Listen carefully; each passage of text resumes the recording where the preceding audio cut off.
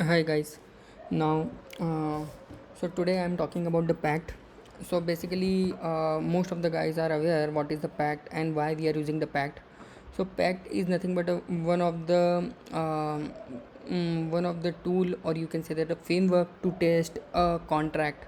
So as most of the guys aware what is the contract. Contract is nothing but whenever we are working in a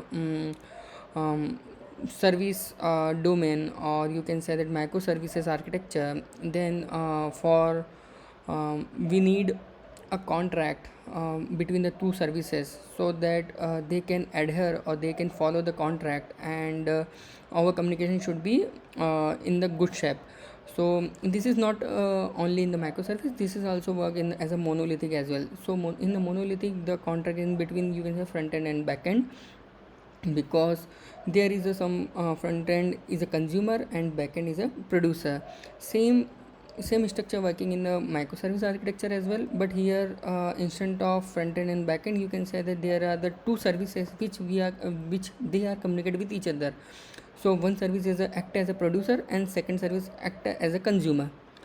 So every time whenever any contract is broken, so instead of doing checking in the manually, we can write a pact so that we can caught this type of error or this type of bug instead of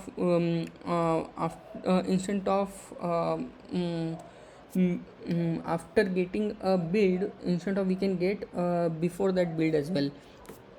So basically there is for this repo I am basically using the consumer and producer, but in the realistic scenario the consumer and producer should be a different repo. So now I am just make one consumer and I just make one producer in the inside the same repo. The architecture should be the consumer. If you see, I am just using the pact, and this is some of the dependency, com.use dependency, which is the using the pact JVM consumer.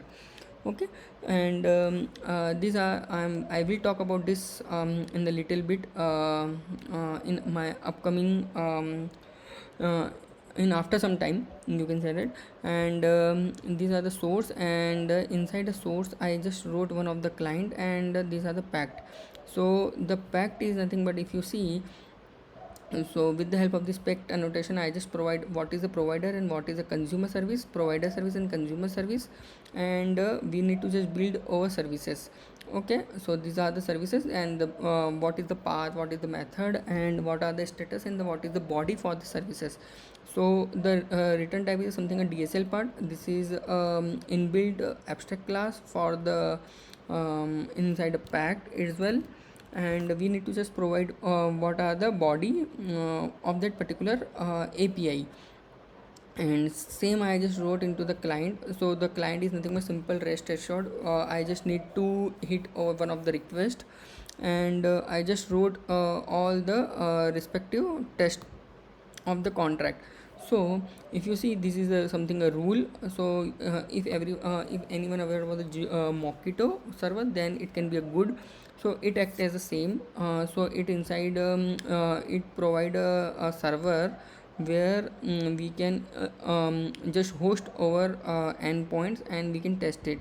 So this is my consumer, and this the URL should be the like a localhost slash port number 8090 and the endpoints.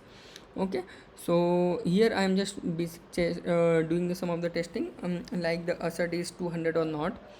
So this is a basically consumer side, and if you see, I just wrote to publish a consumer a contract. So you can, how, because this is a consumer, so consumer provide a contract, and to producer as well. So what is the contract? So contract is nothing but when the build is whenever you build this project, you got some of the packed file. This packed file is nothing but JSON. On that basis, so this JSON, you can say that as the output of this consumer, as the input of the producer. So we need to just pass this pack to our producer. So to do this, I am just using the pack.io, and with the help of some of the broker. So here if you see, these are the pact broker URL where I am just hosting my where I am just pushing, or you can say that publish my pact, so that it can be also used from the producer end as well.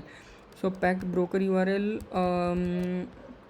is nothing but you can say that this is the pact broker URL where I just provide my I just log in and provide my URL, and I just provide all the keys here, and nothing else.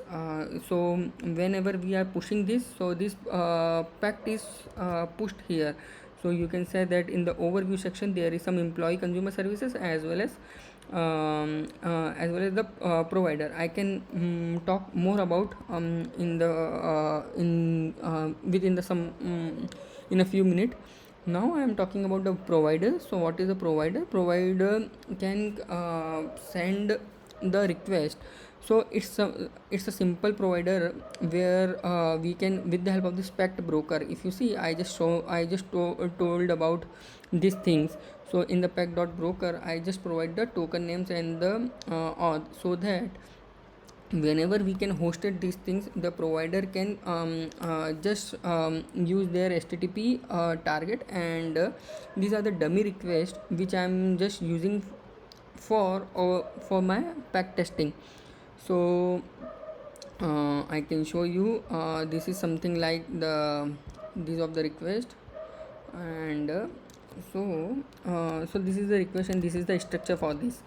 So now uh, uh, mm, for the provider, with the help of the packed broker annotation, it can be worked, and these are the basic things which we need to use. The annotation run with provider, where the service name, what is the provider service name, and nothing else. So now I will talk about how we can deploy this thing on the pack.io. So in the realistic case, you can, this is nothing but you can, with the host you can change some of the Docker container, so that instead of putting our code from the third party, we can just provide inside one of the Docker container, and where all our microservice will be communicate to each other. Now I can just patch these things. So in my Gradle, I just make a task: Gradle consumer test, consumer pack publish, and provider test. When I hit this, you can say that my build is successfully, and even that it can be pass it as well. So it can be take some time to build a success, and now you can got the build is successfully, and over inside the matrix you can say that in a few seconds ago the pact is verified. So with the help of network diagram, you can also imagine the consumer raise the request to the provider, and in the matrix as well you can see what are the contract which they are verified. So in the contract they are verified content type, the data, and their type. Okay, so this is very good feature with the pack testing. With the help of these, you can if this contract is broke, then there is no meaning to communicate, and full application will be down. So no functional testing will be there. If the contract is broken, then there is no meaning to do the functional testing. So before the functional testing, these are the steps which we should keep in mind. So thanks a lot, guys. If you want, then I can share this repo as well, and you can contact with me regarding this pact automation.